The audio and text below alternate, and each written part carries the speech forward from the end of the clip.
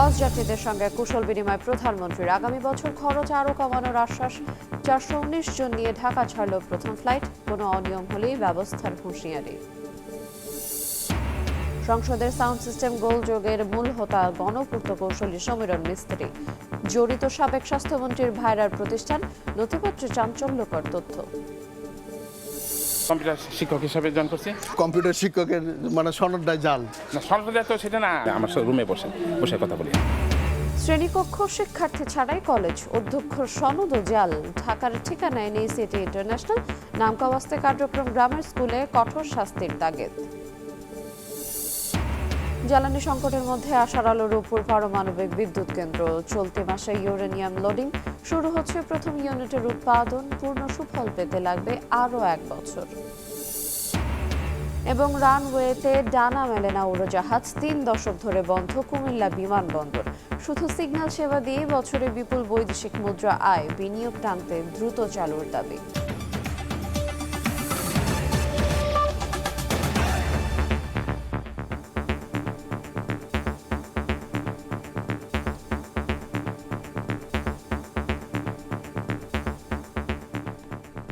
দেখছিলেন শিরোনাম। ভোরের সময়ের সঙ্গে আছে আইরিন আয়াত। 15 সন্ধিতে সময় সংবাদ। 2011 সালের এই দিনে সরাসরি সম্প্রচারের পথ চলা শুরু হয় আমাদের। সময় সংবাদের প্রতিষ্ঠা বার্ষিকীতে এবার দেখে নেব একটি তথ্যচিত্র।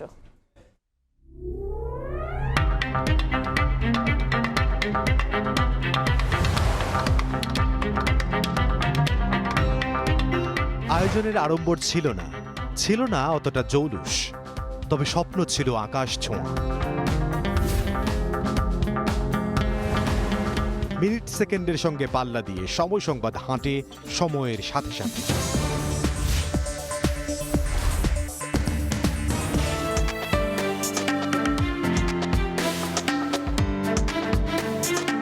কোনো চ্যানেলে পাবলিশ হওয়ার আগে এই চ্যানেলে আগে পাবলিশড হয়। জিনিসের দাম কমলো কি বাড়লো সময় টিভির নিউজে আর কি দেখি। এবং আমি মনে করি সময় টিভির খবর দেখে আমি নিজেকে সবসময় আপডেট রাখতে পারি। যে কোনো ঘটনায় সবার আগে সময় সংবাদ। আমরা 24 ঘন্টার আলটিমেটাম দিচ্ছি।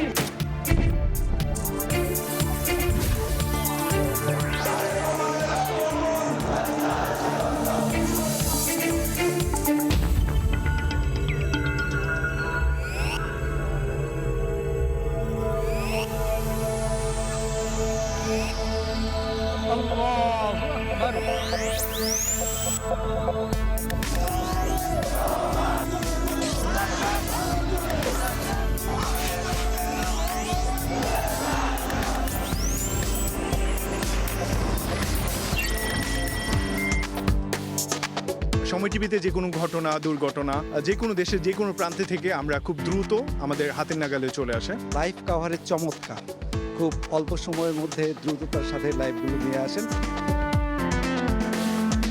ডিজিটাল দুনিয়ায় সময় টিভি এখন আরো দ্রুত, আরো কাছের।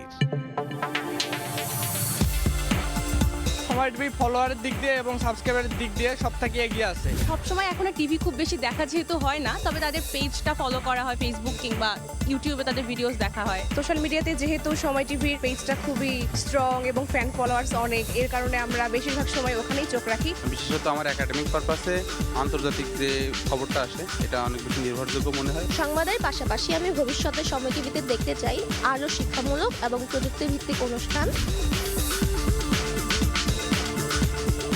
সংকটে, দুর্যোগে, আনন্দ উচ্ছ্বাসে সময় সংবাদ বরাবর থেকেছে মানুষের পাশে।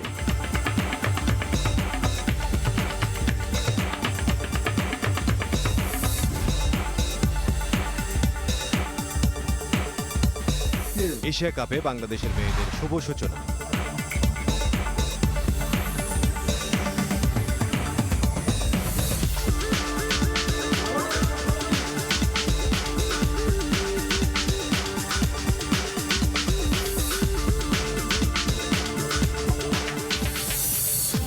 রাষ্ট্র কাঠামো সংস্কারের এবং জনপ্রত্যাশা পূরণের জন্য যে অঙ্গীকার এই জাতির, সেই ভূমিকা সময় টিভি পালন করবে।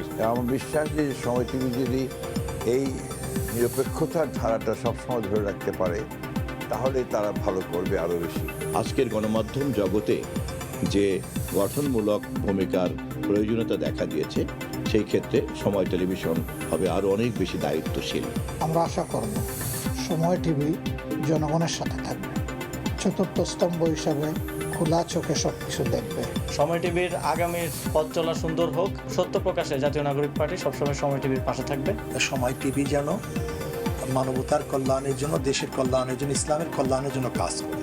সময় টিভি তারা 15 বছর শেষ করে 16 বছরে পদার্পণ করছে, আমি তাদেরকে শুভেচ্ছা জানাচ্ছি। সময় টিভি দেশব্যাপী যে নেটওয়ার্ক ইতিমধ্যে গড়ে তুলেছে, সেটার মান বজায় রেখে তারা এগিয়ে যাবে। গণতন্ত্র প্রতিষ্ঠা, গণতন্ত্র উন্নয়নের জন্য আমাদের যে গণমাধ্যমের যে ভূমিকা, সময় টেলিভিশন ভবিষ্যতেও তারা কার্যকর ভূমিকা পালন করবে।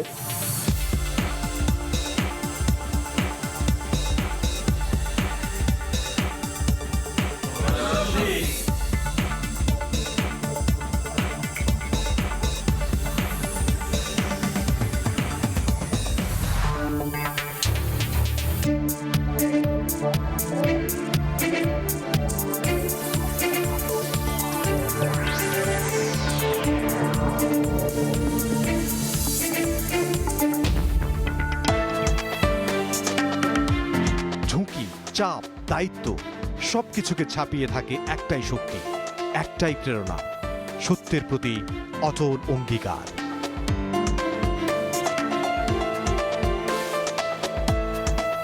সব মিলিয়ে 15 পেরিয়ে 16 ছোঁড়ো সময়, 15 সন্ধির গল্প এগিয়ে যাক শতাব্দীর পথে।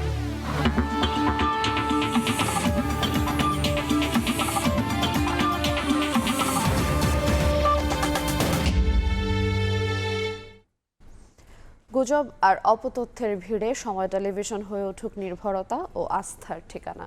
সময়ের 15তম প্রতিষ্ঠা বার্ষিকীর আয়োজনে এমন প্রত্যাশা দুই মন্ত্রীর। দর্শকদের আশা, কোনো চাপের মুখে নথি স্বীকার না করে জনগণের কথা বলবে সময় টেলিভিশন। পাশাপাশি অপতথ্য রুখে দিয়ে সঠিক তথ্য তুলে ধরবে জনগণের সামনে।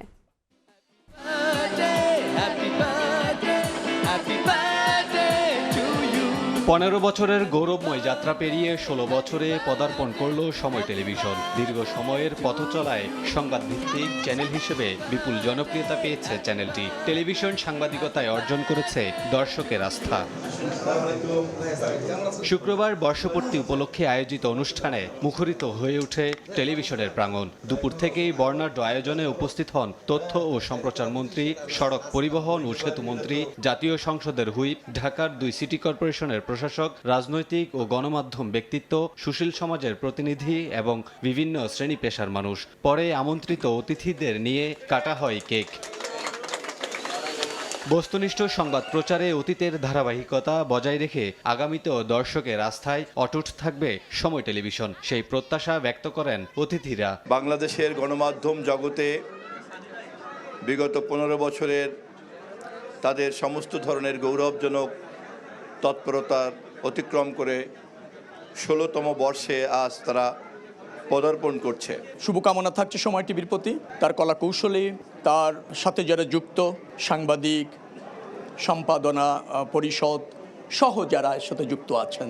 স্বাধীন সাংবাদিকতার পক্ষে সবসময় সময় টিভি একটা অবস্থান, শক্ত অবস্থান ধরে রাখুক, এটাই আমরা সময় টিভির কাছ থেকে বাংলাদেশের জনগণ প্রত্যাশা করি। 15 বছর পেরিয়ে 16 বছরে পা দিয়েছে, সকলকে শুভ জন্মদিন। আমরা মনে করি রাষ্ট্র এবং সরকারের জবাবদিহিতা নিশ্চিত করার ক্ষেত্রে একটি দায়িত্বশীল এবং স্বাধীন গণমাধ্যম অত্যন্ত জরুরি। সার্বভৌমত্বকে ঠিক রাখার জন্য যে কার্যক্রম করা দরকার, আমি বিশ্বাস করতে চাই সময় টেলিভিশন সেই কাজটিই করবে। গণমাধ্যম যাতে সঠিকভাবে কাজ করতে পারে সেই সুযোগ সরকার দিবে এবং গণমাধ্যমও তার দায়িত্বশীলতার পরিচয় দিয়ে তাদের কাজ করবে। সময় টিভির 15তম প্রতিষ্ঠা বার্ষিকীতে সময় টিভির সকল কর্মকর্তা, কলাকুশলী যারা রয়েছেন সবাইকে আন্তরিকভাবে ধন্যবাদ এবং শুভেচ্ছা জানাই। সরকারের পক্ষ থেকে আমাদের সর্বাত্মক শুভকামনা রইল, আন্তরিকতা থাকবে, সহযোগিতা থাকবে। আগামী দিনে সময় টেলিভিশনের গণমাধ্যম হিসেবে বস্তুনিষ্ঠ সংবাদ পরিবেশনায় এবং গণমাধ্যম হিসেবে গণমাধ্যমের স্বাধীনতা নিশ্চিতই জাতীয় নাগরিক পার্টি আমরা আমাদের সহযোগিতা এবং সমর্থন অব্যাহত রাখবো। আমরা এক্সপেক্ট করব যে সময় টিভি তার investigative journalism will be done effectively. আজকের এই প্রতিষ্ঠা বার্ষিকীর দিনে নিরন্তর শুভকামনা। দর্শকদের প্রত্যাশা কোনো চাপের মুখে নতি স্বীকার না করে জনগণের কথা বলবে সময় টেলিভিশন। পাশাপাশি অপতথ্য রুখে দিয়ে সঠিক তথ্য তুলে ধরবে জনগণের সামনে। অনেক শুভকামনা, কারণ সবসময় সময় টিভি থেকে আমরা সব নিউজ সরাসরি পেয়ে থাকি। সময় টিভি থেকে আমার প্রত্যাশা হলো তারা যেন নিউট্রালি কাজ করে, কোনো দল বা কোনো জাতির পক্ষে গিয়ে কোনো কাজ করবেন না, বাস্তব নিউজগুলো আপনারা তুলে ধরেন। আর আমি চাই যে আপনারা সামনে আরো এগিয়ে যান। সর্বাধুনিক প্রযুক্তির ব্যবহার ও নিবেদিত প্রাণ কর্মীদের সমন্বয়ে আরও এগিয়ে যাবে সময় টেলিভিশন, এমন প্রত্যাশা দর্শক ও শুভানুধ্যায়ীদের। কামরুল হাসান, সময় সংবাদ, ঢাকা। 419 জনকে নিয়ে ঢাকা ছেড়েছে প্রথম হজ ফ্লাইট। শুক্রবার রাতে কার্যক্রম উদ্বোধন করে হজ যাত্রীদের সঙ্গে কুশল বিনিময় করেন প্রধানমন্ত্রী তারেক রহমান। এবছর হজ যাত্রার খরচ 12,000 টাকা কমানো হয়েছে। আগামী বছর আরও কমানো হবে বলেও জানিয়েছেন তিনি। পরে ব্রিফিংয়ে ধর্মমন্ত্রী জানান, হজ যাত্রা নির্বিঘ্ন করতে সর্বাত্মক চেষ্টা করছে সরকার, কোনো অনিয়ম মেনে নেওয়া হবে না। আর বিমান প্রতিমন্ত্রী বলেন, ফ্লাইট শিডিউল ঠিক রাখতে তৎপর সরকার। হজযাত্রীদের সঙ্গে কুশল বিনিময়ে প্রধানমন্ত্রী তারেক রহমান কথা বলেন ফ্লাইটে থাকা প্রত্যেক যাত্রীর সঙ্গে, শোনেন সুবিধা অসুবিধার কথা। নিরাপদ যাত্রার প্রত্যাশা জানিয়ে সরকার প্রধান বলেন, আগামী বছর থেকে হজযাত্রায় সুযোগ সুবিধা বাড়াবে সরকার। পবিত্র কাবা শরীফে পৌঁছে হজযাত্রীদের আল্লাহর কাছে দেশের জন্য দোয়া করার আহ্বান জানান তারেক রহমান। এর আগে শুক্রবার রাত 10:30টার দিকে হজ ফ্লাইট কার্যক্রমের উদ্বোধন করেন প্রধানমন্ত্রী। পরিদর্শন করেন আশকোনা হজ ক্যাম্প। সার্বিক পরিস্থিতি জানতে কথা বলেন ক্যাম্প কর্মকর্তা ও হজযাত্রীদের সঙ্গে। এ সময় হজযাত্রার খরচ আগামীতে আরও কমানোর আশ্বাস দেন সরকার প্রধান।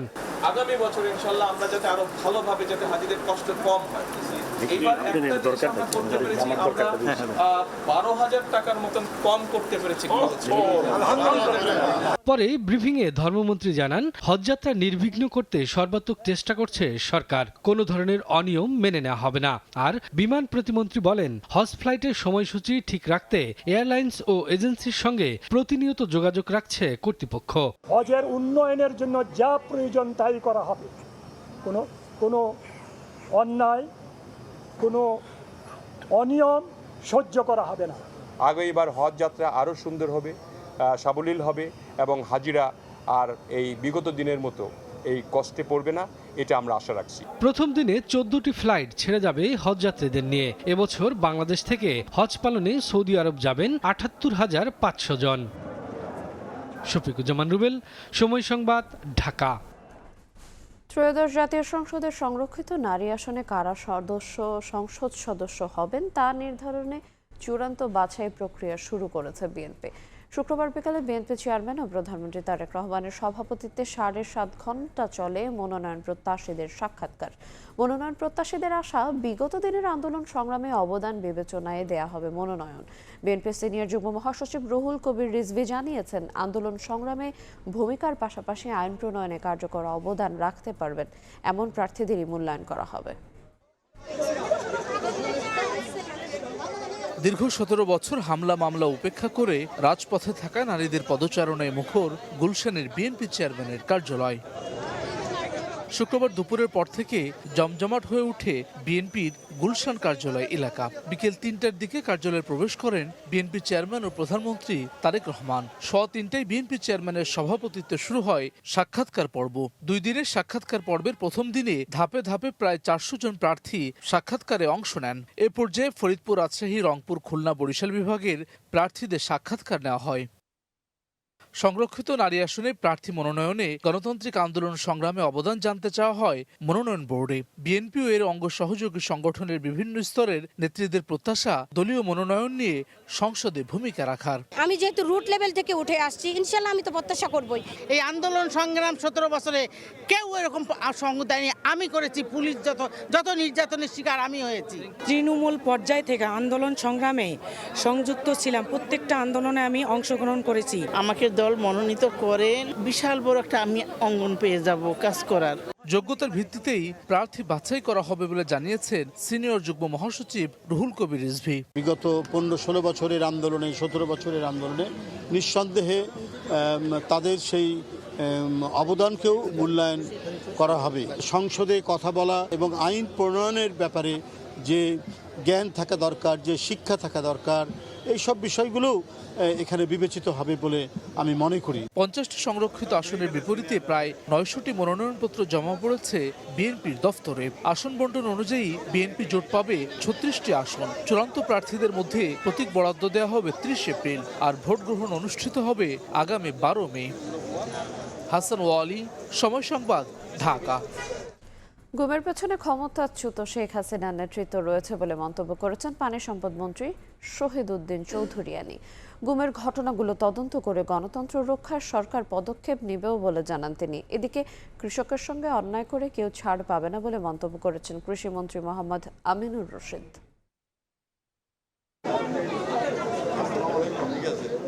14 বছর ধরে নিখোঁজ বিএনপির সাবেক সাংগঠনিক সম্পাদক এম ইলিয়াস আলীর সন্ধানে হযরত শাহজালাল রহমতুল্লাহ আলাইহির মাজারে দোয়া মাহফিলে অংশ নেন পানি সম্পদ মন্ত্রী শহীদ উদ্দিন আহমেদ চৌধুরিয়ানী। তিনি বলেন, এম ইলিয়াস আলী 14 বছর ধরে রাষ্ট্রীয় সন্ত্রাসের শিকার হয়ে গুম হয়েছেন।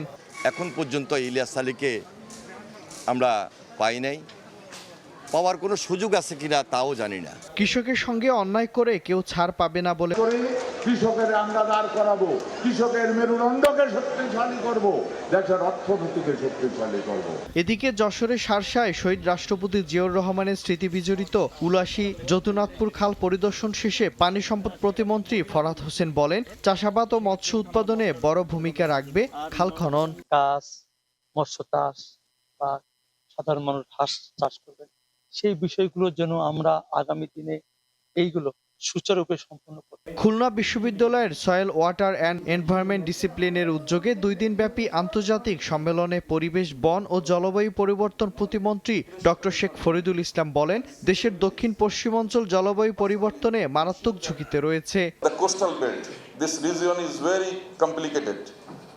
So we are from this region. I'm from also Bagerhat.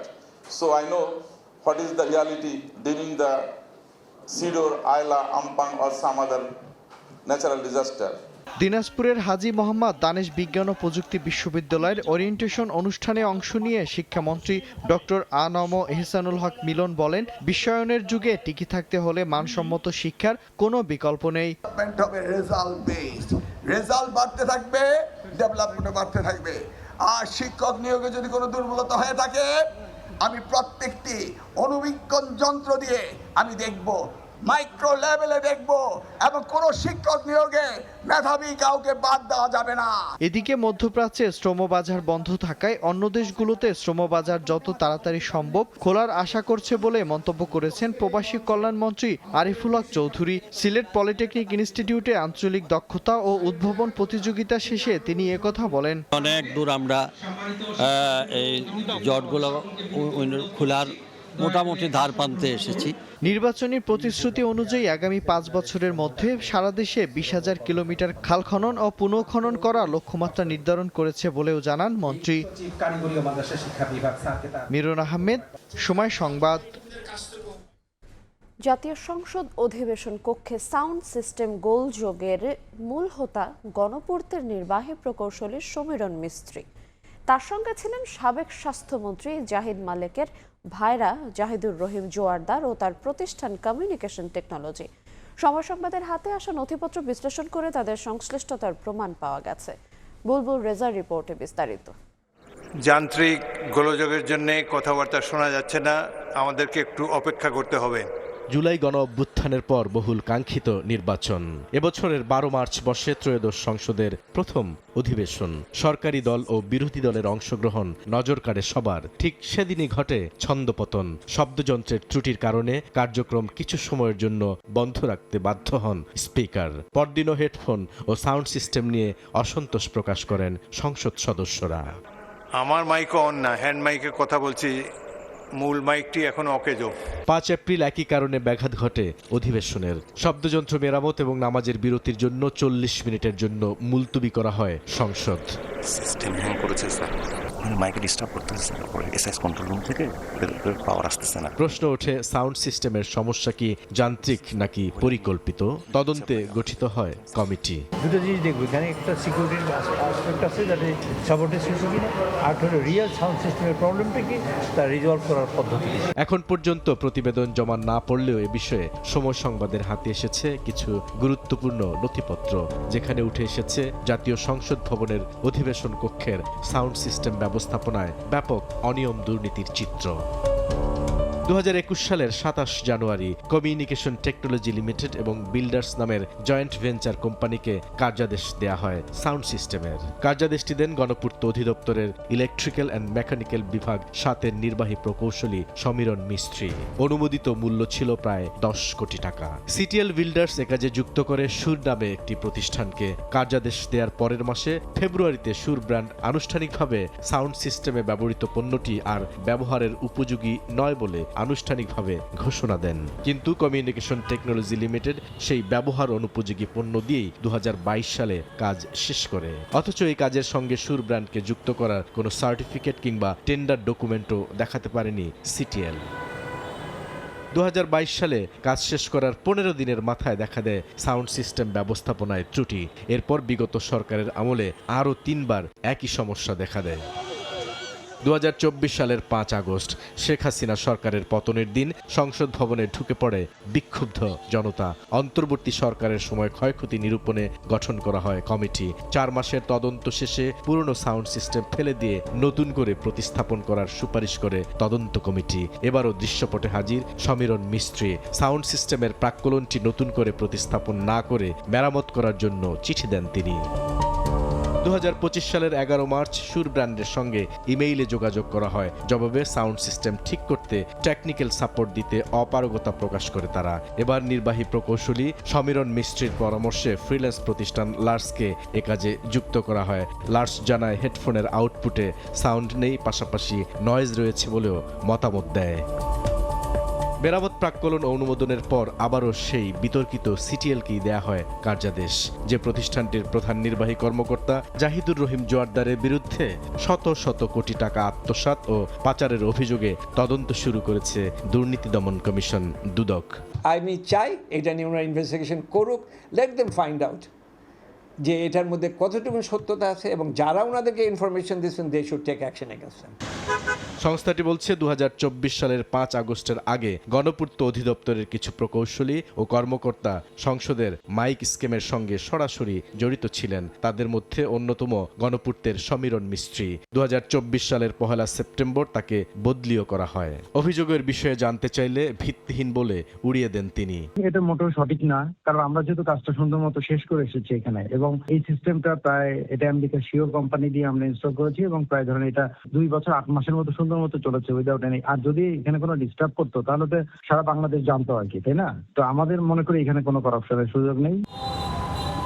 দুর্নীতি দমন কমিশন দুদকের প্রাথমিক অনুসন্ধানে বেরিয়ে এসেছে চাঞ্চল্যকর তথ্য। বিভিন্ন অনিয়মের অভিযোগ তদন্তে নেমেছে সংস্থাটি।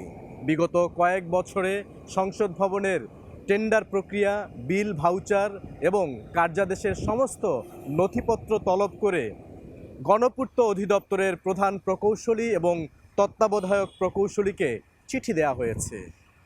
বুলবুল রেজা, সময় সংবাদ, ঢাকা। ভবন নেই, শ্রেণীকক্ষ নেই, এমনকি নেই শিক্ষার্থীও। আছে কেবল শিক্ষক পাচ্ছেন নিয়মিত বেতন। কলেজের অধ্যক্ষের সনদও জাল। শুধু তাই নয়, কলেজের ঠিকানা ঢাকার মতিঝিল, তবে কার্যক্রম গ্রামের নাসিরাবাদ উচ্চ বিদ্যালয়ে। সমাজ টেলিভিশনের অনুসন্ধানে উঠে এসেছে এমন ভয়ঙ্কর জালিয়াতির তথ্য। শিক্ষাবিদরা বলছেন দৃষ্টান্তমূলক শাস্তির আওতায় আনতে হবে কলেজ কর্তৃপক্ষকে। খোরশেদ আলমের ক্যামেরায় আব্দুল্লাহ শাফির অনুসন্ধানী প্রতিবেদনে বিস্তারিত। কম্পিউটার শিক্ষক হিসাবে জয়েন করছি। কম্পিউটার শিক্ষকের মানে সনদটাই জাল। না, সনদটা তো সেটা না।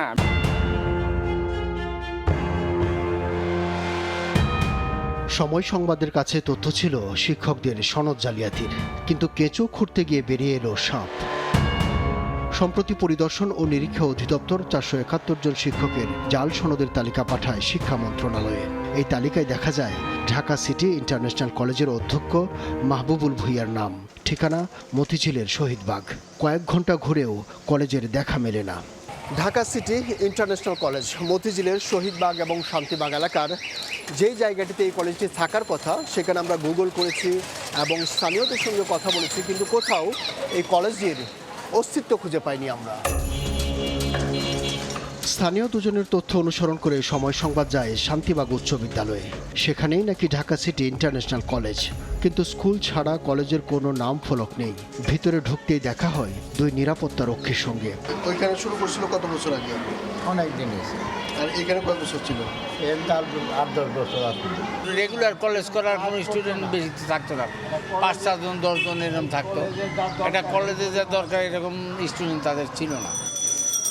তাহলে কলেজটির নতুন ঠিকানা কোথায়?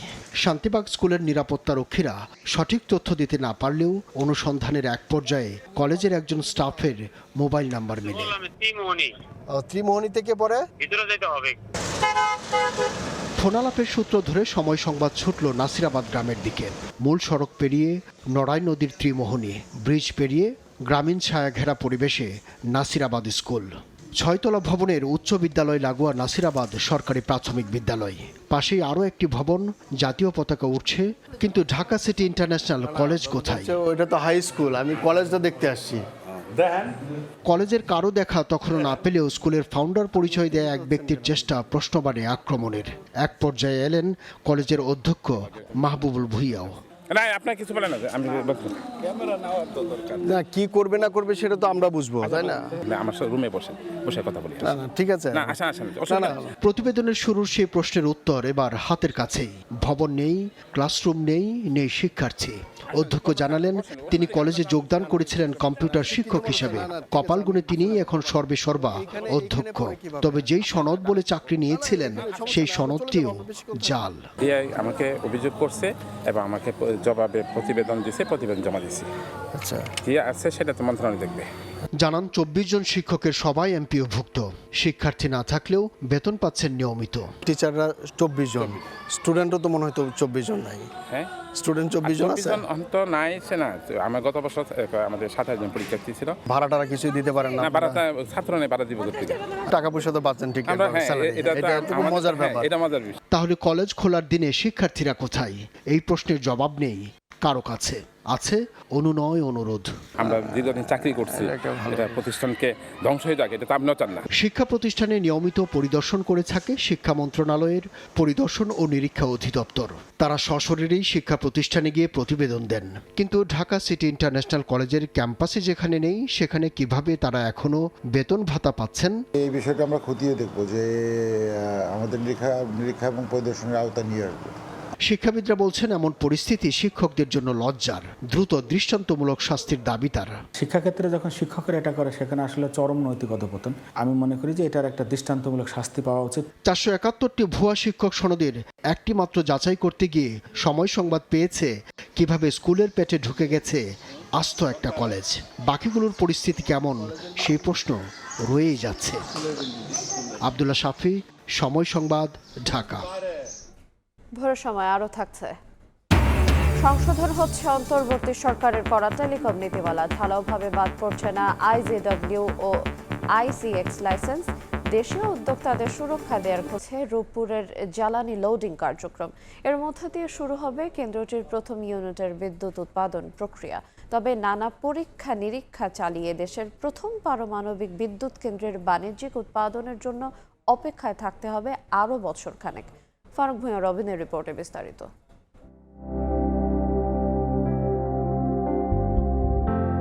প্রায় 3500 কিলোমিটার দূরের রাশিয়ার নভোসিবিরস্ক থেকে রূপপুরে প্রথমবারের মতো পারমাণবিক জ্বালানি বা ইউরেনিয়াম আসে 2023 সালের সেপ্টেম্বরে।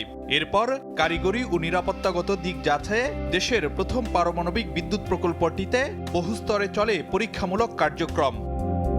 অবশেষে দেশে ইউরেনিয়াম আসার 2.5 বছর পর ফুয়েল লোডিং কার্যক্রমের আনুষ্ঠানিক অনুমোদন পেল রূপপুরের প্রথম ইউনিট। ফলে বিদ্যুৎ উৎপাদনের প্রক্রিয়া শুরু করতে থাকছে না আর কোনো বাধা। ইনশাল্লাহ সব দিকে ভালো আছে। একদিন তো দেখিনি, অনেকদিন ধরে অবজার্ভ করতেছি, তারপর সবকিছু দেখলাম না এখন ঠিক আছে। আমরা রাশিয়ান লোকদেরকে ডেকে এনে তাদেরকে ভিওসেফটি বলে, তারাও ইন্সপেকশন করছে। নির্মাণ প্রকল্পের নীতি নির্ধারকরা বলছেন চলতি মাসে শেষ দিকে শুরু হতে পারে রূপপুরের প্রথম ইউনিটে জ্বালানি লোডিং কার্যক্রম। তবে তার মানে এই নয় সহসাই রূপপুর থেকে মিলবে পুরোদমে বিদ্যুৎ। এ পর্যায়েও বেশ কিছু পরীক্ষা নিরীক্ষার আন্তর্জাতিক বাধ্যবাধকতার মাইলস্টোন পেরোতে হবে প্ল্যানটিকে। সব মিলিয়ে এই মেগা প্রকল্পটির সুফল পেতে অপেক্ষা করতে হবে আরও অন্তত বছর খানেক।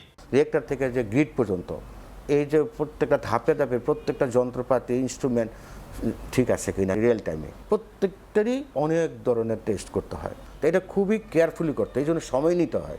দেখেন 6 মাস থেকে 12 মাস পর্যন্ত সময় নিতে হয় এই পরীক্ষা নিরীক্ষা, এবং গ্রিডের সিনক্রোনাইজেশনও কিন্তু খুবই গুরুত্বপূর্ণ। এই বিষয়গুলো আন্তর্জাতিক মান অনুযায়ী সেগুলো পালন হচ্ছে কিনা সেগুলো দেখে রেগুলেটরি বডি আবার একটা ফাইনাল একটা লাইসেন্স দেবে, যেটাকে বলা হয় কমার্শিয়াল অপারেশন ডেট। বৈশ্বিকভাবে অন্যান্য বিদ্যুৎ কেন্দ্রের তুলনায় যথেষ্ট স্পর্শকাতর হিসেবে বিবেচিত পারমাণবিক প্রকল্প। তাই পুরোদমে বিদ্যুৎ উৎপাদনে যাওয়ার আগে তৃতীয় পক্ষের মাধ্যমে রূপপুরের কারিগরি ও নিরাপত্তাগত দিক যাচাইয়ের পরামর্শ বিশেষজ্ঞদের। আমরা যেহেতু রাশিয়া টেকনোলজি আমরা বসাচ্ছি, ভিওসেফটি রোসাটমের একটা সাবসিডিয়ারি অর্গানাইজেশন, তো আমাদের রেগুলেটরি বডি খুবই নবাগত। এই যে লাইসেন্সিং প্রক্রিয়াটা যে আমরা লাইসেন্স দিচ্ছি, এটা যদি আমরা একটা থার্ড পার্টি দিয়ে যদি আমরা করতাম, আমরা ভেরিফিকেশন করাইতাম, রিকমেন্ড করতাম, তাহলে কিন্তু আরও শক্তিশালী হতো। প্রকল্প সূচিতে নির্ধারিত চালুর সময় পেরিয়ে গেছে অনেক আগেই, ফলে ব্যয়ও বেড়েছে আর্থিকভাবে। তাই বিলম্ব না করে দ্রুত চালুর পরামর্শ বিশ্লেষকদের। 1200 মেগাওয়াট করে রূপপুরের 2 ইউনিট থেকে মিলবে মোট 2400 মেগাওয়াট বিদ্যুৎ, যা দেশের একক কোনো বিদ্যুৎ কেন্দ্রের সর্বোচ্চ উৎপাদন সক্ষমতা। হাম ও উপসর্গ নিয়ে মারা গেছে আরও 5 জন। সংক্রমণ বাড়ার পাশাপাশি একদিনের রেকর্ড রোগে ভর্তি হয়েছে রাজধানীর ডিএনসিসি ডেডিকেটেড হাসপাতালে। শরীরে র্যাশ হওয়ার 4 দিন আগেই সংক্রমণের ঝুঁকি থাকে বেশি, তাই জ্বর সর্দি হলে শিশুদের আইসোলেশনে নেওয়ার পরামর্শ চিকিৎসকের। হাসপাতালগুলোতে বাড়ছে হামে আক্রান্ত রোগীর সংখ্যা। উদ্বেগ উৎকণ্ঠায় দিন পার করছেন অভিভাবকরা। কেউ 4 থেকে 5 দিন, কেউ আবার 10 দিনের বেশি সময় হাসপাতালে ভর্তি সন্তানকে নিয়ে। আক্রান্তদের অধিকাংশই 1 বছরের কম হওয়ায় দুশ্চিন্তা বেশি তাদের। প্রথম জ্বর, ঠান্ডা, কাশি, খিঁচুনি উঠে গেছে, জ্বরের চোটে আর এই র্যাশে। চিকিৎসকরা বলছেন শরীরে র্যাশ হওয়ার 4 দিন আগেই হাম ছড়ানোর সবচেয়ে ঝুঁকি বেশি থাকে। একটা বাচ্চার হাম উঠে গেছে, বুঝেই গেল এটা হাম, ওকে আলাদা করে রাখলাম, বাসায় পাঠালাম, কিন্তু র্যাশ আসার আগের 4 দিন হচ্ছে ডেঞ্জারাস। অতএব কোনো বাচ্চা যদি জ্বর, সর্দি, কাশি, চোখ লাল হয়ে যাওয়া, কনজাংটিভাইটিস এই ধরনের কোনো বাচ্চা হওয়ার সাথে সাথে ওকে আইসোলেট করে ফেলতে হবে। এদিকে রাজধানীর ডিএনসিসি ডেডিকেটেড হাসপাতালে হামের রেকর্ড 121 জন রোগী ভর্তি হয়েছে। এ নিয়ে হাসপাতালটিতে ভর্তি 420 জন। 420 জনের জন্য আমরা ডক্টর সেই তুলনায় আসলে অনেক কম, কিন্তু যেমন গত পরশুদিন আমি নাইট করেছি, সেখানে 111 জন পেশেন্ট ভর্তি ছিল আমার ওয়ার্ডে, এবং আমরা ডাক্তার ছিলাম মাত্র 2 জন। গত 15 মার্চ থেকে 1 মাসে দেশে হাম ও উপসর্গে মৃত্যু হয়েছে 2 শতাধিক শিশুর, আর আক্রান্ত ছাড়িয়েছে 20,000। মনির হোসাইন, সময় সংবাদ, ঢাকা। গুণগত মানের নিশ্চয়তা, it's all about stainless style. ছুটির দিনেও জ্বালানি তেলের তীব্র ভোগান্তি রাজধানী সহ দেশের বিভিন্ন স্থানে। ঢাকায় খোলা আছে অল্প কিছু পাম্প, সেগুলোতে উপচে পড়া ভিড় গ্রাহকের। ফিলিং স্টেশনে দীর্ঘ সারির কারণে কোথাও কোথাও মহাসড়কেও তৈরি হয় যানজট। সড়ক জুড়ে যানবাহনের এমন দৃশ্য গাজীপুরে না, এটি কোনো যানজটের চিত্র নয়। ফিলিং স্টেশনে তেল নিতে এসে চালকদের অপেক্ষার সারি দীর্ঘ হতে হতে শুক্রবার সকালে তা ছাড়িয়ে যায় কয়েক কিলোমিটার। এক পর্যায়ে বন্ধ হয়ে যায় ঢাকা ময়মনসিংহ মহাসড়ক। তো রাত্রে 3টা 20 মিনিট থেকে পাম্পে, এখন পর্যন্ত পাম্পে সিঁড়িতে উঠতে পারতেছি না। উল্টা বাগানে তেল দিছে আমার দিদনের লেগা। আমি কি পাবলিক না, জনগণ না? তেলও পাচ্ছি না, টিপও মারতে পারতেছি না, এবং মনে করেন সংসার চালাইতে পারতেছি না। ঠিক মতো আমরা তেল পাই। চালকরা বলছেন গাজীপুরের শ্রীপুরে তেলের জন্য 2 দিন আগে থেকে শুরু হয় অপেক্ষা। ভিড়ের মধ্যে হট্টগোলে জড়ান গ্রাহকরা। পরিস্থিতি নিয়ন্ত্রণে বাধ্য হয়ে দফায় দফায় বন্ধ করা হয় পাম্প। একই চিত্র টাঙ্গাইলেও তেলের জন্য ফুরাচ্ছে না অপেক্ষা। পর্যাপ্ত জ্বালানি মজুদ আছে, সরকারের এমন ঘোষণার উল্টো চিত্র ফিলিং স্টেশনগুলোতে। লম্বা সময় দাঁড়িয়ে থেকেও অনেকেই ফিরছেন তেল না নিয়েই। সময় মতো তেল পাইতেছে না, পাম্পের মালিকরা তেল দিতে পারতেছে না, এই জন্য বিভিন্ন প্রকার ঝামেলা হইতেছে। তেলের পিছনে ঘুরে সময় নষ্ট করতেছে, অফিসের কর্মঘণ্টা আমরা ঠিক মতো কাজ করতে পারতেছি। তেলের কারণে আমি কুরিয়ারের কাজ করতে পারতেছি না, কুরিয়ারের কাজ করতে সমস্যা হইতেছে। তেল পাচ্ছি কোথায় পাচ্ছি? বাইরে তেল পাচ্ছি, 200 টাকা লিটারের তেল পাচ্ছি। পর্যাপ্ত মজুদ নেই মুন্সিগঞ্জের বিভিন্ন পেট্রোল পাম্পগুলোতে। জেলায় 19টি পাম্পের মধ্যে কোথাও অকটেন বা কোথাও ডিজেল নেই, আবার অনেক স্থানে একেবারেই শূন্য জ্বালানি। ঢাকার অবস্থাও শোচনীয়, বেশিরভাগ পাম্প বন্ধ, খোলা ফিলিং স্টেশনগুলোতে উপচে পড়া ভিড়। কেউ কেউ বৃহস্পতিবার রাত থেকে লাইনে থাকার দাবি করছেন। অন্যান্য দিনগুলোতে 3 থেকে 3.5 ঘন্টা কিংবা 2-2.5 ঘন্টার মধ্যে তেল পাওয়া যায়, বা আজকে ছুটির দিন হওয়ার কারণে অনেকেই লাইনে দাঁড়িয়েছে, সে কারণে দেখা যাচ্ছে সময়টা বেশি লাগছে। 5টা থেকে 12টা পর্যন্ত দাঁড়ায় আছি, শরীর তো একদম ক্লান্ত। এই দুর্ভোগ সাধারণ জনগণরাই ভোগ করবে, আর যারা ভিআইপি তারা তো তেল নিয়েই চলে যায়। কালকে পাম্পে গেছি, 3 ঘন্টা লাইনে দাঁড়াইছি, পরে বলে তেল নেই, ফিরে চলে আসছে। চালকরা বলছেন সবগুলো পাম্পে একযোগে তেল বিক্রি হলে ভোগান্তি কিছুটা লাঘব হতো। ফরহাদুর রহমান, সময় সংবাদ। এদিকে দেশের ইতিহাসে বর্তমানে সবচেয়ে বেশি পরিশোধিত জ্বালানি তেলের মজুদ আছে বলে জানিয়েছেন বিদ্যুৎ ও জ্বালানি প্রতিমন্ত্রী। বলেন, এপ্রিল ও মে মাসে কোনো সংকট হবে না। সরকার জুন মাসের জ্বালানির মজুদ নিশ্চিত করার চেষ্টা করছে। শুক্রবার চট্টগ্রামের পতেঙ্গায় ইস্টার্ন রিফাইনারি পরিদর্শন করে এসব কথা বলেন প্রতিমন্ত্রী। দেশের চলমান জ্বালানি সংকটের মধ্যে গেল 14 এপ্রিল বন্ধ হয়ে যায় দেশের একমাত্র রাষ্ট্রায়ত্ত তেল শোধনাগার ইস্টার্ন রিফাইনারি। অপরিশোধিত তেলের অভাবে উৎপাদন বন্ধ হয়ে যায় 2টি ইউনিটের। এমন পরিস্থিতিতে শুক্রবার পতেঙ্গায় ইআরএল পরিদর্শন করেন বিদ্যুৎ, জ্বালানি ও খনিজ সম্পদ প্রতিমন্ত্রী। রিফাইনারির ঊর্ধ্বতন কর্মকর্তাদের সঙ্গে বৈঠক করেন তিনি। পরে সাংবাদিকদের জানান, দেশের ইতিহাসে বর্তমানে সর্বোচ্চ মজুত রয়েছে পরিশোধিত জ্বালানি তেলের। চেষ্টা চলছে জুন মাসের মজুত নিশ্চিতের। আমি অত্যন্ত দায়িত্ব নিয়ে এবং গর্বের সাথে বলতে পারি, বাংলাদেশের ইতিহাসে যেটি কখনোই হয়নি, বর্তমানে বাংলাদেশের ইতিহাসে সবচাইতে বেশি পরিশোধিত জ্বালানি আমাদের মজুদ রয়েছে। ইস্টার্ন রিফাইনারি বন্ধ থাকায় পরিশোধিত জ্বালানি আমদানি বাড়ানোর পাশাপাশি বিকল্প উৎস থেকে অপরিশোধিত তেল কেনার চেষ্টা চলছে বলেও জানান প্রতিমন্ত্রী। আমরা বিকল্প সূত্র থেকে আমরা আমাদের জ্বালানি সংগ্রহ করবার জন্য আমরা চেষ্টা করছি, সেটা যেমন refined oil as well as আমরা ক্রুড অয়েলও সংগ্রহ করবার চেষ্টা করছি। আমাদের আরও 2টো কার্গো স্ট্যান্ড বাই রয়েছে, আমরা আশা করছি এই মাসের শেষার্ধে একটি কার্গো এসে পৌঁছাবে। কৃষি ও শিল্প খাতকে অগ্রাধিকার দিয়ে সারা দেশে বিদ্যুৎ ব্যবস্থাপনা করায় কোথাও কোথাও লোডশেডিং হচ্ছে বলে দাবি করেন সরকারের এই নীতি নির্ধারক। ফেরদৌসলিপি, সময় সংবাদ, চট্টগ্রাম। ভোরের সময় আরও থাকছে। পানি বিদ্যুতের অভাবে মুখ থুবড়ে পড়েছে চট্টগ্রামের আবাসন প্রকল্প। 3 দশক পর সংযোগ পাচ্ছে কর্ণফুলী, জুটছে না অনন্যার। নতুন আরও 3টি হাউজিং এর পরিবায় আন্তর্জাতিক কল আদান প্রদানকারী IGW কিংবা আন্তঃ অপারেটর সংযোগ দেয়া ICX লাইসেন্স। বহাল থাকতে পারে ব্যান্ডউইথ সেবা দেয়া IIG অপারেটরও। টেলিকম নীতিমালায় সংশোধনী এনে দেশীয় উদ্যোক্তাদের সুরক্ষা দেওয়ার স্পষ্ট বার্তা দিয়েছেন টেলিযোগাযোগ মন্ত্রী। অন্তর্বর্তী সরকারের টেলিকম নীতিমালা অনুযায়ী 2027 সালের পর মেয়াদ শেষে বাতিল হয়ে যাবে IGW, ICX ও IIG লাইসেন্স। এতে বন্ধ হবে অন্তত 100 দেশীয় প্রতিষ্ঠান। শুভ খানের রিপোর্ট। বিদেশ থেকে কেউ দেশে কল করলে তা গ্রাহকের কাছে পৌঁছে দেয় IGW অপারেটর, আর 2 মোবাইল অপারেটরের মধ্যে সংযোগ স্থাপন করে ইন্টার কানেকশন এক্সচেঞ্জ বা ICX সেবাদাতারা। 2007 সালের আগে টেলিযোগাযোগ খাতে অনিয়ন্ত্রিত আন্তঃসংযোগ, অবৈধ VoIP ব্যবহার এবং কল ডিটেল রেকর্ড গোপনের প্রবণতা বাড়ায়, বিপুল রাজস্ব হারায় সরকার। সেই প্রেক্ষাপটে 2007 সালের ILDTS নীতিমালার মাধ্যমে নিরপেক্ষ ও কেন্দ্রীয় ইন্টার কানেকশন প্ল্যাটফর্ম হিসেবে ICX লাইসেন্স দেয় সরকার। প্রায় 4,000 কোটি টাকা বিনিয়োগ করে বর্তমানে দৈনিক 25 কোটি অফ নেট কল আদান প্রদান করছে 23টি দেশীয় প্রতিষ্ঠান, যেখানে প্রতি মিনিট কলে মাত্র 4 পয়সা রাজস্ব পায় তারা। এর মধ্যে 2 পয়সা বা রাজস্বের 50% ভাগ দিতে হয় বিটিআরসিকে, যেখানে মোবাইল অপারেটররা দেয় 5.5%। বছরে গড়ে 300 কোটি টাকা রাজস্ব দিচ্ছে আইসিএক্স অপারেটররা।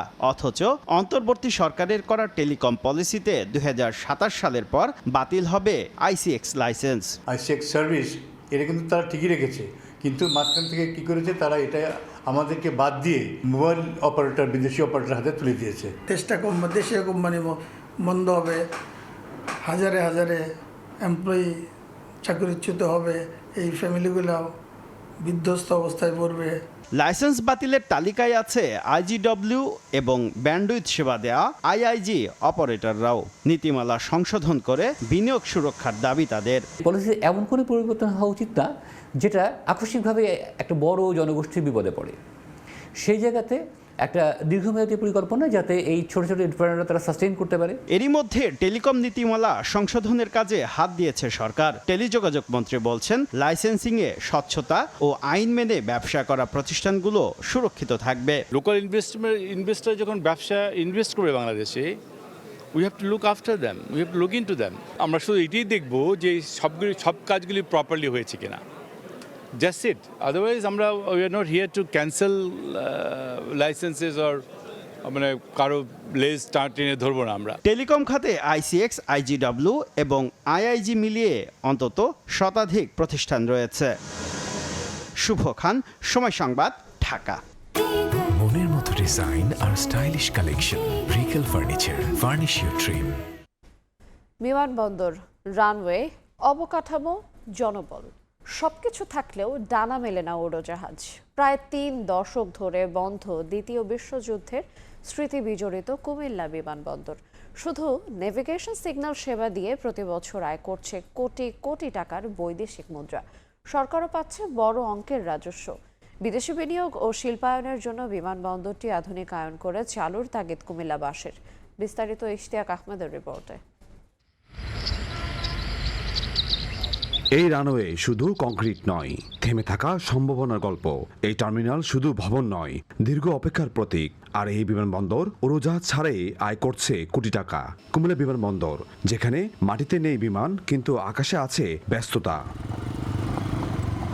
কুমিল্লা শহরের দক্ষিণে 77 একর জায়গা জুড়ে দাঁড়িয়ে থাকা এই বিমানবন্দর নির্মিত হয় দ্বিতীয় বিশ্বযুদ্ধের সময়। 1941 থেকে 42 সালে ব্রিটিশ ও মার্কিন বাহিনী এটি ব্যবহার করত সামরিক কাজে।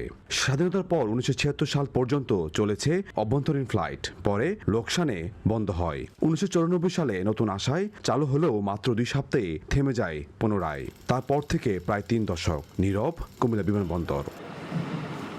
তবে থেমে নেই কাজ, বন্ধ নেই আয়, বন্ধ নেই আকাশ সেবা।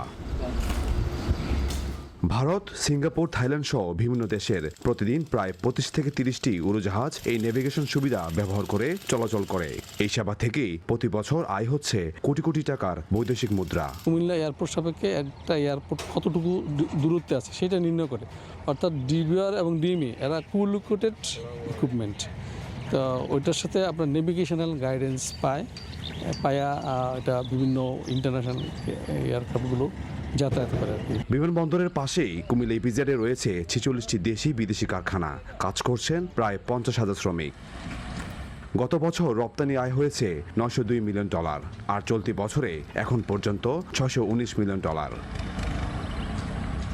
আন্তর্জাতিক মানের বিমানবন্দর চালু হলে বিদেশি বিনিয়োগ বাড়বে, দ্রুত কার্গো পরিবহন হবে, বাড়বে শিল্পায়ন, বলছেন বিশ্লেষকরা। এখন পণ্য পরিবহন যখন সহজতর হবে, বিদেশি এবং দেশি বিনিয়োগ মিলিয়ে এখানে একটি ইন্ডাস্ট্রিয়াল হাব এখানে তৈরি হবে। কুমিল্লা কিন্তু আগের যে কোনো সময়ের চেয়ে অনেক বেশি সমৃদ্ধ, এবং যোগাযোগের ক্ষেত্রে বিমান এখন একটা আবশ্যিক। এখন এটা কোনো আরামায়েশের বিষয় না। প্রতি বছর হাজার হাজার মানুষ কুমিল্লা থেকে বিদেশে যাচ্ছেন কাজের সন্ধানে। রেমিটেন্সেও কুমিল্লা থাকে দেশের শীর্ষ জেলাগুলোর কাতারে।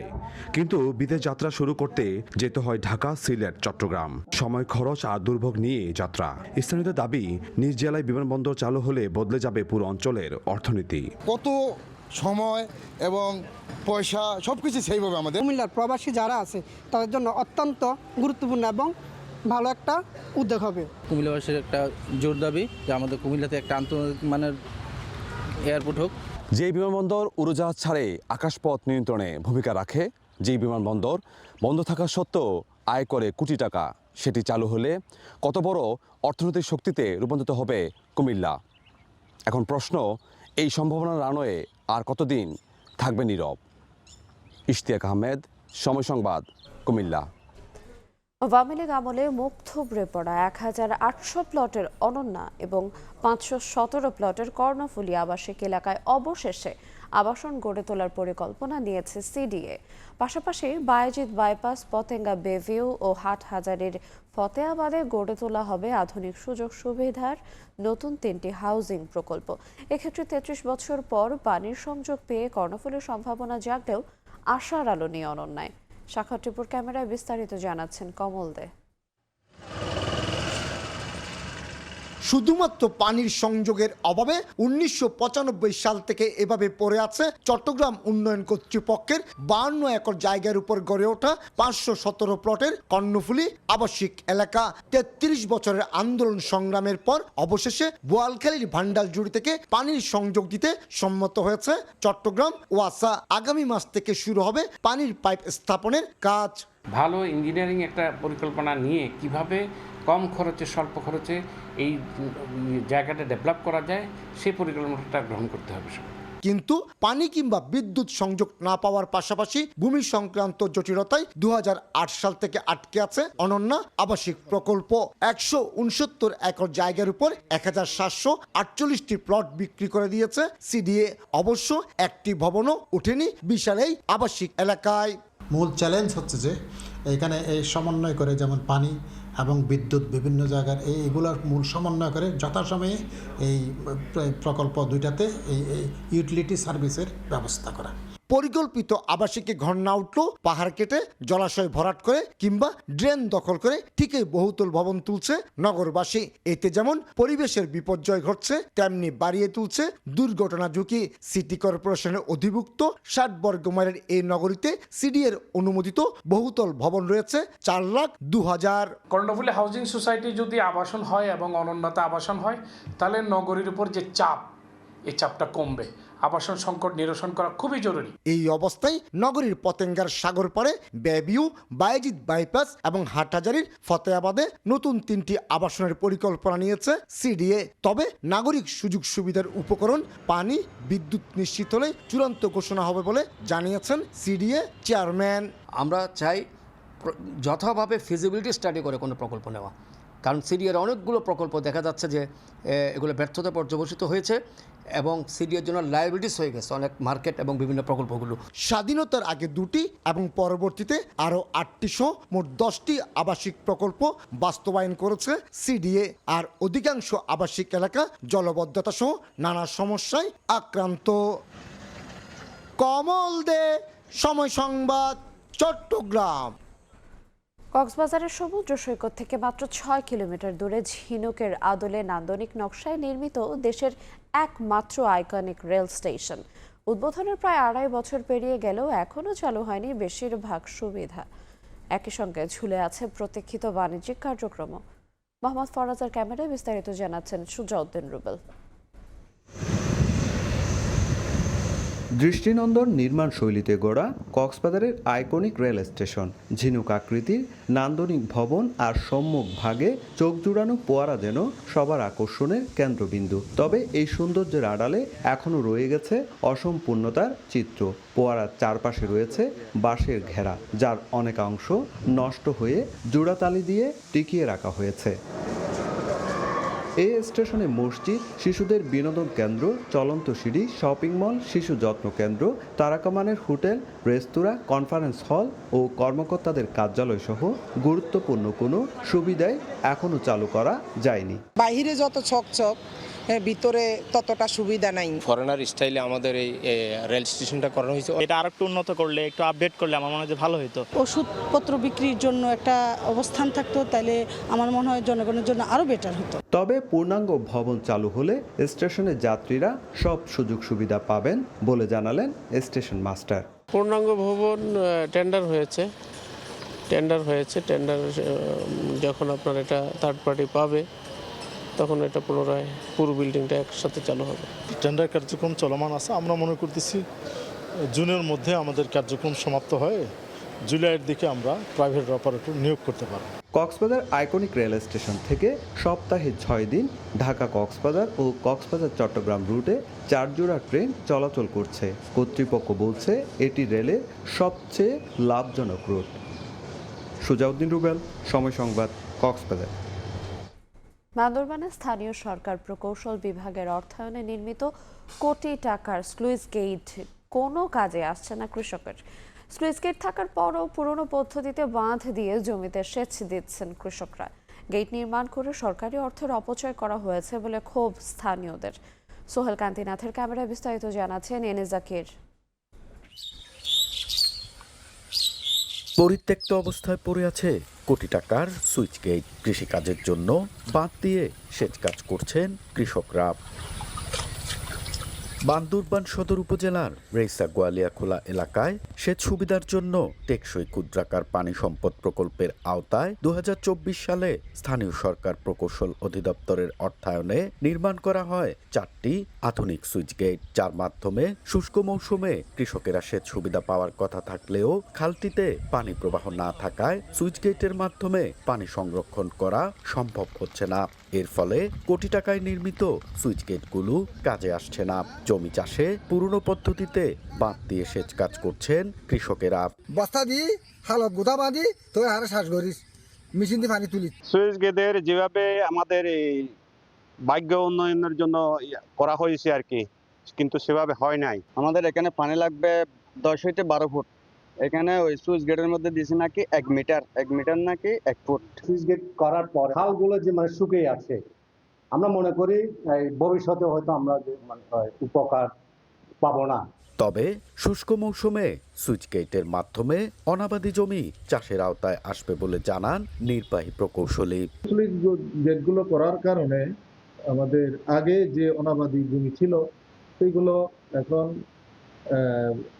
আবাদ করা যাবে। এলজিইডির তথ্য মতে 4 কোটি 17 লাখ টাকা ব্যয়ে সুইচ গেট নির্মাণের প্রকল্পটি বাস্তবায়ন করে জয়েন্ট ভেঞ্চারে নূর সিন্ডিকেট ও MM ট্রেডার্স। এনএ জাকির, সময় সংবাদ, বান্দরবান। কক্সবাজারে শুরু হয়েছে রাখাইন সম্প্রদায়ের ঐতিহ্যবাহী সাংগ্রেংপোয়ে বা জলকেলি উৎসব। একে অপরের ওপর মঙ্গল জল ছিটিয়ে পুরনো বছরের দুঃখ গ্লানি ভুলে নতুনকে বরণ করছেন রাখাইন তরুণ তরুণীরা। 1388 রাখাইন বর্ষবরণে শুক্রবার বিকেল থেকে সৈকত শহরের বিভিন্ন পাড়ায় প্যান্ডেলগুলোতে জমে উঠেছে এই উৎসব। এতে স্থানীয়দের পাশাপাশি অংশ নিয়েছেন দেশি বিদেশি পর্যটকরাও। বিস্তারিত সুজাউদ্দিন রুবেলের রিপোর্টে।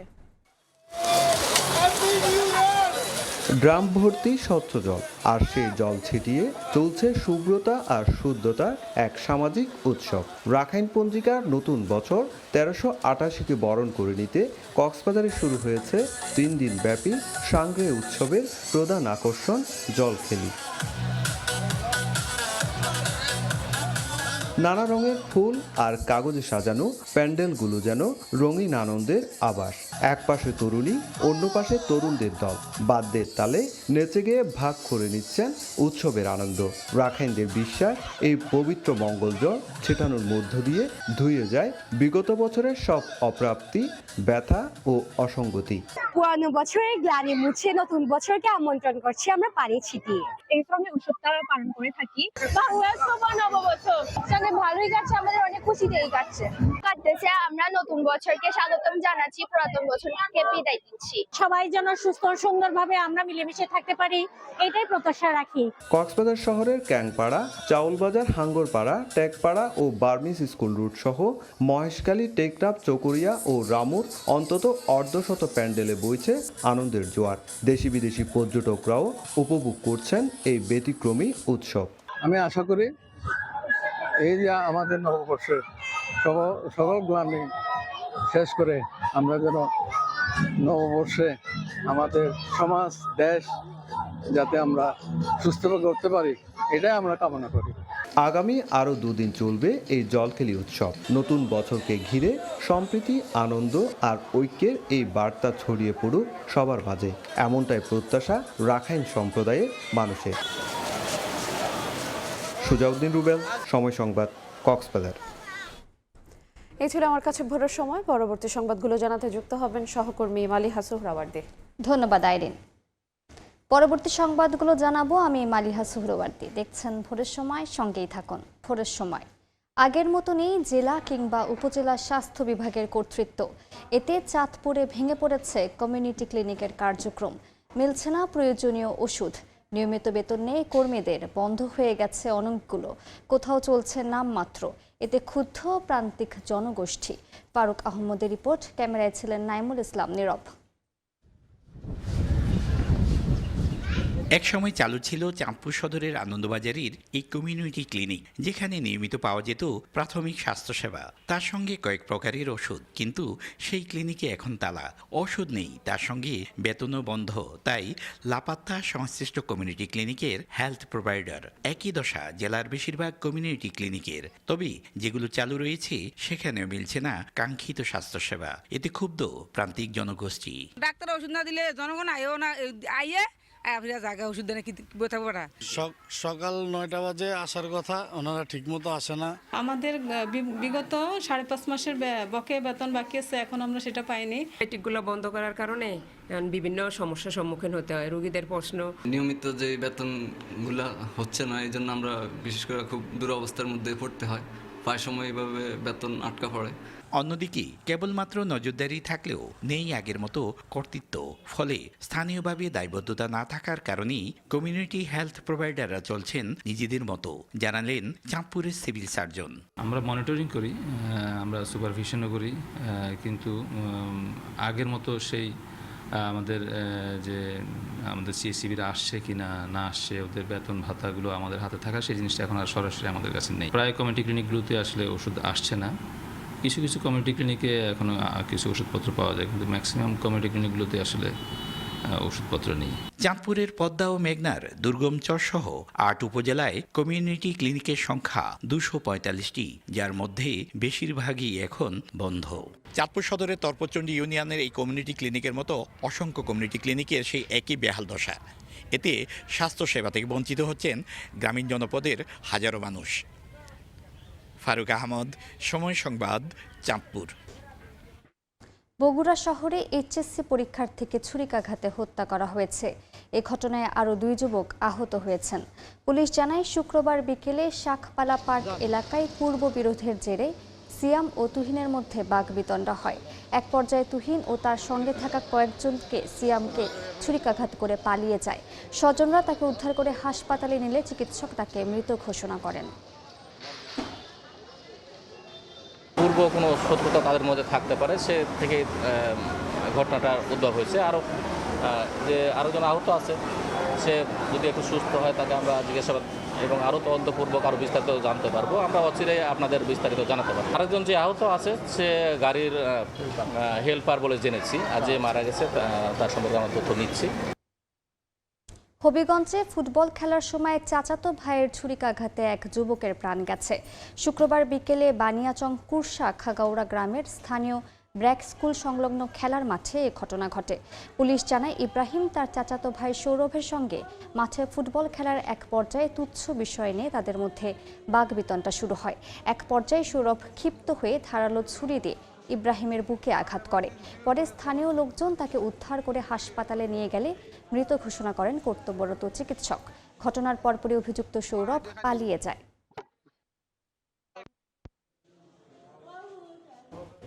ব্রাহ্মণবাড়িয়ায় নিখোঁজের 2 দিন পর ঝোপ থেকে বস্তাবন্দি 6 বছরের শিশুর মরদেহ উদ্ধার করা হয়েছে।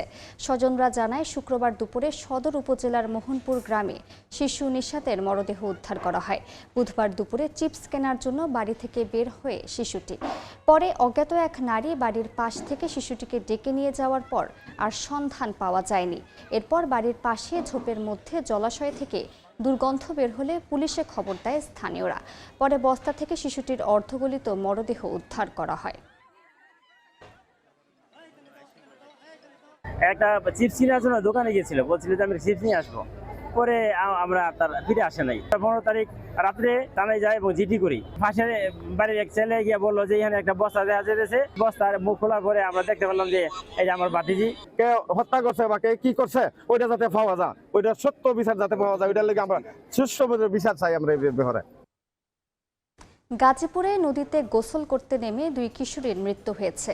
শুক্রবার দুপুরে শ্রীপুর উপজেলার খোঁজেখানি এলাকায় বানার নদীতে এই দুর্ঘটনা ঘটে। ফায়ার সার্ভিস জানায় স্থানীয় কয়েকজনের সঙ্গে মিম ও সুবর্ণা গোসল করতে নদীতে নামে। এক পর্যায়ে অসাবধানতাবশত তারা পানিতে তলিয়ে যায়। পরে স্থানীয়রা সুবর্ণার মরদেহ উদ্ধার করে। পরে সন্ধ্যা 7টার দিকে বানার নদী থেকে মিমের মরদেহ উদ্ধার করে ডুবুরি দল।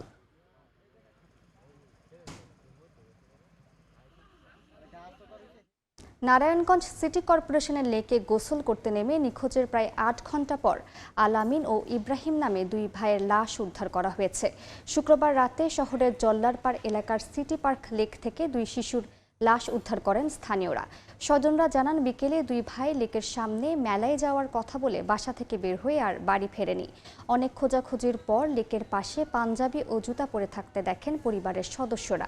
পরে দ্রুত পানিতে নেমে আলামিন ও ইব্রাহিমের নিথর দেহ উদ্ধার করেন স্থানীয়রা।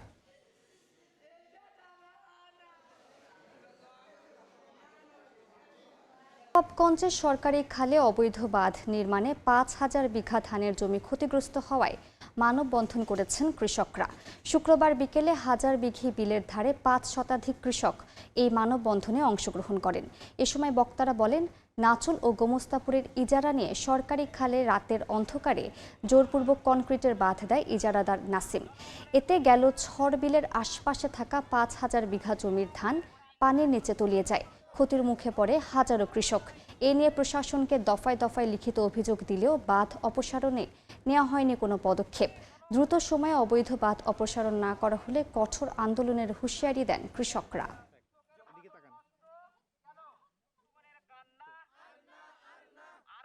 ইজারাদার অবৈধ বাঁধ নির্মাণ করেছে, যার কারণে বিগত বছর, বিশেষ করে গত বছর আমাদের 4-5 হাজার বিঘা জমির ফসল আমরা 1 কেজিও বাসায় নিতে পারি নাই। এই অবৈধ বাঁধ আমরা ভাঙতে চাই। প্রশাসনের মাধ্যমে আমাদের এই মুন্সিগঞ্জে 2 দিনের ব্যবধানে সবজির দাম কেজিতে 20 টাকা পর্যন্ত কমেছে, তবে তা এখনও বেশি বলে দাবি ক্রেতাদের। এদিকে আশুলিয়ায় বাইপালের আড়তে বেড়েছে মাছের দাম। দেশীয় সামুদ্রিক নানা প্রজাতির মাছের পসরা বসেছে আশুলিয়ার বাইপালের আজিজ সুপার মার্কেটে। হাঁকডাকে চলছে বেচাকেনা। জাতভেদে 10 টাকা পর্যন্ত বেড়েছে মাছের দাম। রুই প্রতি কেজি বিক্রি হচ্ছে 150 থেকে 200 টাকা, কাতলা 170 থেকে 220 টাকায়। আকারে বড় ইলিশ বিক্রি হচ্ছে 2500 থেকে 3500 টাকা। আমাদের এখানে যে সর্বোচ্চ আছে বাজারে যাচাই বাছাই করে আমরা ওইটা বিক্রি করি। কালকা থেকে মিনিমাম 10 টাকা বেশি আছে। গ্রীষ্মের সকালে মুন্সিগঞ্জ শহরের সড়কের পাশে সবজির বাজারে ভিড় ক্রেতাদের। সরবরাহ বেশি থাকায় 2 দিনের ব্যবধানে 20 টাকা পর্যন্ত কমেছে সবজির দাম। টমেটো 30 থেকে 50 টাকা, আলু বিক্রি হচ্ছে 18 টাকা কেজিতে। ধনেপাতা ও চিচিঙ্গা 60 টাকা কেজি দরে বিক্রি হচ্ছে। দাম কমলেও অনেকের জন্য সহনীয় নয় বলে দাবি ক্রেতাদের। 20 টাকা কমছে প্রত্যেকটা সবজির দাম। পটল ছিল 80 টাকা, এটি লইলাম 60 টাকা। যে উস্তা ছিল 80 টাকা, এটি লইছি 50 টাকা। মুন্সিগঞ্জে এবছর বর্ষাকালীন সবজির আবাদ হয়েছে 3311 হেক্টর জমিতে। ওমর ফারুক, সময় সংবাদ। কুমিল্লায় বাড়ছে হামের প্রাদুর্ভাব। প্রতিদিনই হামের উপসর্গ নিয়ে হাসপাতালে ভর্তি হচ্ছে বিভিন্ন এলাকার শিশু। এ বিষয়ে আরও জানতে সরাসরি যাচ্ছি কুমিল্লায় সহকর্মী ইশতিয়াক আহমেদের কাছে। অন্যান্য জেলা নিয়ে কুমিল্লাও যে হামের প্রাদুর্ভাব সেটা কিন্তু ক্রমান্বয়ে বেড়ে চলেছে এবং প্রতিনিয়ত আমরা দেখছি কুমিল্লা যে 17টি উপজেলা রয়েছে সেখান থেকে নতুন নতুন শিশুরা হামের আক্রান্ত হয়ে অর্থাৎ হামের যে উপসর্গ সেটি নিয়ে হাসপাতালে এসে ভর্তি হচ্ছেন। তাছাড়া কুমিল্লা জেলার পাশাপাশি চাঁদপুর, ব্রাহ্মণবাড়িয়া, নোয়াখালী জেলা থেকে কিন্তু হামের রোগে আক্রান্ত হয়ে অর্থাৎ হামের রোগে উপসর্গ নিয়ে নতুন নতুন শিশুরা প্রতিদিন কুমিল্লা মেডিকেল কলেজ হাসপাতালে এসে ভর্তি হয়েছেন এবং তারা চিকিৎসা নিচ্ছেন। একটি বিষয় জানা রাখতে চাই, গত 24 ঘন্টায় কুমিল্লা হামে আক্রান্ত হয়ে অর্থাৎ হামের রোগে হামের রোগে উপসর্গ নিয়ে কুমিল্লা মেডিকেল কলেজ হাসপাতালে আসছেন। এসে আমরা যদি বলতে চাই যে 22 জন শিশু নতুন করে আক্রান্ত হয়েছেন এবং তারা 22 জন শিশু কুমিল্লা মেডিকেল কলেজ হাসপাতালে নতুন করে ভর্তি হয়েছেন এবং গত 24 ঘন্টায় কুমিল্লা 14 উপজেলার রাহেন নামের একজন 9 মাস বয়সী একটি শিশু হাম রোগে আক্রান্ত হয়ে অর্থাৎ হামের লক্ষণ নিয়ে মারা গিয়েছেন বলে আমরা জানতে পেরেছি। এখন পর্যন্ত যদি বলা যায় কুমিল্লায় হামে রোগে আক্রান্ত হয়ে বা হাম রোগের উপসর্গ নিয়ে 4 জন মৃত্যুবরণ করেছেন। এর মধ্যে 3 জন ঢাকায় চিকিৎসাধীন অবস্থায় মারা গিয়েছেন আর 1 জন কুমিল্লাতে মারা গিয়েছেন।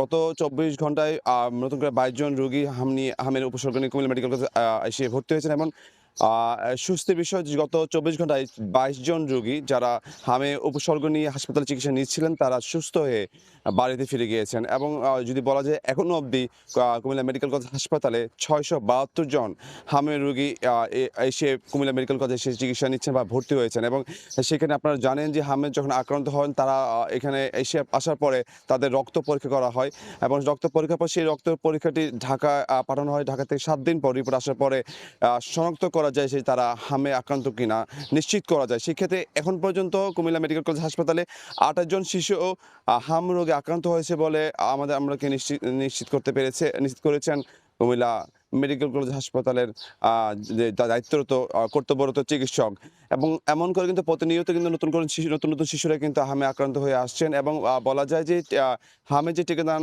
কার্যক্রম সেটি কিন্তু দ্রুত সময়ে শুরু হবে এবং যাতে করে আমরা জানি 1,95,000 শিশু রয়েছে কুমিল্লা জেলায়, সেখানে এখন পর্যন্ত 46,000 টিকা মজুত রয়েছে। তো সেটা একটু কিছুটা সংখ্যার তুলনায় কিন্তু কম রয়েছে। তবে ধারণা করা হচ্ছে বলা হচ্ছে দ্রুত সময়ের মধ্যে সেই টিকা কিন্তু পর্যাপ্ত পরিমাণ টিকা নিয়ে আসা হবে। তো এই ছিল আমার কাছে সর্বশেষ কুমিল্লা সদর হাসপাতাল থেকে। যুক্ত ছিলাম কুমিল্লায়। স্টিল টেক মানে গুণগত মানের নিশ্চয়তা। It's all about stainless style. ইরানের সঙ্গে চুক্তি নিয়ে বড় কোনো মতপার্থক্য নেই বলে জানিয়েছেন মার্কিন প্রেসিডেন্ট ডোনাল্ড ট্রাম্প।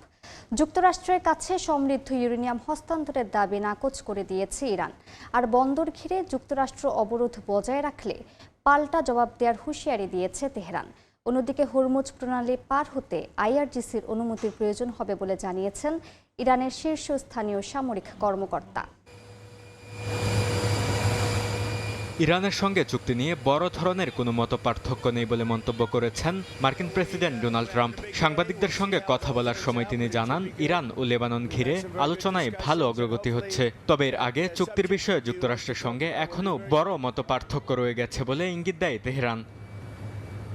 ইরান তাদের সমৃদ্ধ ইউরেনিয়াম যুক্তরাষ্ট্রে পাঠাতে রাজি হয়েছে বলে দাবি করেন মার্কিন প্রেসিডেন্ট ডোনাল্ড ট্রাম্প। তবে এই দাবি সরাসরি নাকচ করেছে পেজিশকিয়ান প্রশাসন। দেশটির পররাষ্ট্র মন্ত্রণালয়ের মুখপাত্র ইসমাইল বাঘাই বলেন, সমৃদ্ধ ইউরেনিয়াম তাদের কাছে ইরানের মাটির মতোই পবিত্র। কোনো পরিস্থিতিতেই এটি কোথাও স্থানান্তর করা হবে না। হরমুজ প্রণালী উন্মুক্ত থাকলেও ইরানের বন্দরগুলো ঘিরে অবরোধ বজায় থাকবে বলে জানান মার্কিন প্রেসিডেন্ট ডোনাল্ড ট্রাম্প। তবে ট্রাম্পের এমন অবস্থার বিরুদ্ধে হুঁশিয়ারি দিয়ে ইরান বলছে, তাদের বন্দরগুলোর উপর অবরোধ অব্যাহত থাকলে পাল্টা ব্যবস্থা নেওয়া হবে। হরমুজ প্রণালী পার হতে আইআরজিসির অনুমতির প্রয়োজন হবে বলে জানিয়েছেন ইরানের একজন শীর্ষস্থানীয় সামরিক কর্মকর্তা। অন্যদিকে বার্তা সংস্থা রয়টার্সকে একজন ইরানি কর্মকর্তা জানিয়েছেন, মার্কিন পতাকাবাহী জাহাজ সহ সব বাণিজ্যিক জাহাজ হরমুজ প্রণালী দিয়ে পারাপারের অনুমতি পাবে। তবে নৌবাহিনীর জাহাজগুলো এই অনুমতি পাবে না। বরকতুল্লাহ, সময় সংবাদ। যুক্তরাষ্ট্র ও ইরানের মধ্যে চলমান যুদ্ধ অবসানে নির্দিষ্ট শান্তি পরিকল্পনা নিয়ে আলোচনা চলছে। অত্যন্ত গোপনীয় চুক্তি অনুযায়ী সমৃদ্ধ ইউরেনিয়ামের মজুদ ত্যাগের বিনিময়ে যুক্তরাষ্ট্রে জব্দ থাকা $20 বিলিয়ন ফেরত পাবে ইরান। ট্রাম্প প্রশাসনের 2 কর্মকর্তার বরাতে এসব তথ্য জানিয়েছে মার্কিন সংবাদ মাধ্যম এক্সিওস। আগামী রোববার পাকিস্তানের ইসলামাবাদে ইরান যুক্তরাষ্ট্র প্রতিনিধিদের মধ্যে দ্বিতীয় দফার আলোচনা অনুষ্ঠিত হওয়ার সম্ভাবনা রয়েছে। এবারের আলোচনায় ট্রাম্প প্রশাসনের প্রধান অগ্রাধিকার ইরানের কাছ থেকে অন্তত 2000 কেজি সমৃদ্ধ ইউরেনিয়ামের মজুদ কেড়ে নেয়া। অন্যদিকে চরম অর্থনৈতিক সংকটে থাকা ইরানের জন্য এই মুহূর্তে সবচেয়ে প্রয়োজন বিপুল পরিমাণ নগদ অর্থ। আলোচনার শুরুর দিকে যুক্তরাষ্ট্র মানবিক সহায়তার জন্য মাত্র $6 বিলিয়ন ছাড় দিতে চেয়েছিল, কিন্তু ইরান তাদের ইউরেনিয়ামের বিনিময়ে $27 বিলিয়ন দাবি করে। দীর্ঘ দর কষাকষির পর বর্তমানে $20 বিলিয়ন একটি প্রস্তাব নিয়ে আলোচনা চলছে বলে জানায় এক্সিওস। ইরান তাদের সব পারমাণবিক উপাদান সরাসরি যুক্তরাষ্ট্রে পাঠিয়ে দেওয়ার দাবি করেছে ওয়াশিংটন। তবে তেহরান কেবল দেশে ইউরেনিয়ামের মান কমিয়ে ফেলতে রাজি হয়েছে। 3 পৃষ্ঠার এই খসড়া চুক্তিপত্রে ইউরেনিয়াম সমৃদ্ধকরণের স্থগিতাদেশ, পারমাণবিক স্থাপনা এবং হরমুজ প্রণালীর মতো গুরুত্বপূর্ণ বিষয়ও অন্তর্ভুক্ত রয়েছে বলে জানা যায়। এই চুক্তিতে ইরানের ব্যালিস্টিক মিসাইল ও আঞ্চলিক সশস্ত্র গোষ্ঠীগুলোর বিষয়ে কোনো উল্লেখ আছে কিনা তা এখনও স্পষ্ট নয়। যে কোনো চুক্তিতে এই বিষয়গুলো অবশ্যই থাকতে হবে বলে দাবি করেছেন ইসরায়েল এবং ওয়াশিংটনের রিপাবলিকান নেতারা। বরকতুল্লাহ, সময় সংবাদ। ইয়েমেনের রাজধানী সানায় আবারও রাস্তায় নেমে শক্তি প্রদর্শন করেছে হাজারো হাউথি সমর্থক। ইরান, লেবানন ও ফিলিস্তিনের প্রতি সংহতি জানিয়ে বিক্ষোভে অংশ নেন তারা। জনসমুদ্রের রূপ নেয় ইয়েমেনের রাজধানী সানা। স্থানীয় সময় শুক্রবার শহরের কেন্দ্রস্থলে জড়ো হয়ে বিক্ষোভ করেন হাজারো হাউথি সমর্থক। যুদ্ধবিরতির প্রেক্ষাপটে লেবাননের প্রতি সংহতি জানান তারা। বিক্ষোভকারীরা ইয়েমেন, ফিলিস্তিন, ইরান, লেবানন ও ইরাকের পতাকা হাতে নিয়ে বিভিন্ন স্লোগান দেন। সমাবেশে যুক্তরাষ্ট্র ও ইসরায়েল বিরোধী অবস্থান স্পষ্টভাবে উঠে আসে। এ সময় বিক্ষোভকারীরা নিজেদের অবস্থানকে আঞ্চলিক প্রতিরোধ অক্ষয়ের অংশ হিসেবে তুলে ধরেন। আমরা রাস্তায় নেমেছি এটা জানাতে যে আমাদের সংগ্রাম এক ও অভিন্ন। আমরা লেবাননকে কখনোই ছেড়ে দেব না। যেমন আমরা ফিলিস্তিনের সমর্থনে এগিয়ে এসেছি, তেমনি লেবাননের পক্ষেও এগিয়ে যাব, কারণ লেবানন প্রতিরোধ অক্ষয়ের অংশ, আর এই অক্ষ গড়ে উঠেছে ফিলিস্তিনের জন্য এবং নিপীড়িতদের সহায়তা করার উদ্দেশ্যে। ফিলিস্তিন ও লেবাননের প্রতি সমর্থন অব্যাহত রেখে প্রয়োজনে নিজেদের জীবন উৎসর্গ করার কথাও জানান বিক্ষোভকারীরা। এসব বক্তব্যে সমাবেশের আবেগ ও রাজনৈতিক উত্তেজনা আরও স্পষ্ট হয়ে ওঠে। বরকতুল্লাহ, সময় সংবাদ।